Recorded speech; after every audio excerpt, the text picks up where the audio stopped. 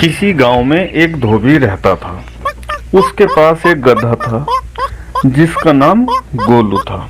गोलू दिन भर धोबी के कपड़े धोने, सुखाने और ले जाने का काम करता था। लेकिन गोलू को एक आदत थी, वह बहुत ही आलसी था और हमेशा काम से बचने की कोशिश करता था। एक दिन धोबी ने देखा कि गोलू कपड़े ले जाते समय हमेशा धीरे धीरे चलता है और बीच बीच में रुककर घास खाने लगता है।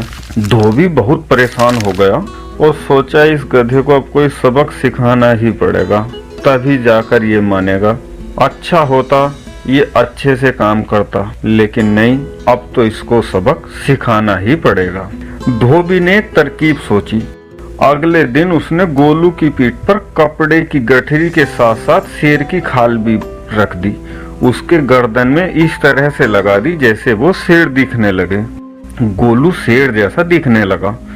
जैसे ही गोलू जंगल की ओर बढ़ा, गांव के लोग डर गए और चिल्लाने लगे, शेर शेर शेर, देखो शेर आ गया, शेर आ गया। इधर उधर दौड़ने लगे।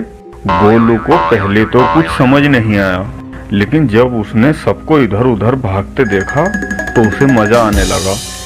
अब वह इधर उधर घूमता और जानवरों को डराता। उसने सोचा, वाह, अब तो मुझे कोई काम नहीं करना पड़ेगा, सब मुझसे डर रहे हैं।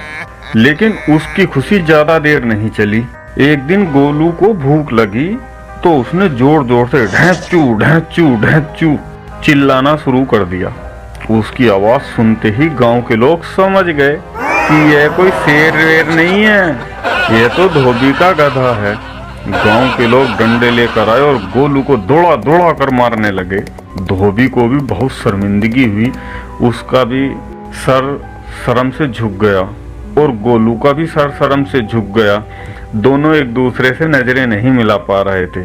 तब धोबी ने गोलू से कहा, देखो, अगर तुमने अपना काम सही से किया होता तो आज ये दिन नहीं देखना पड़ता।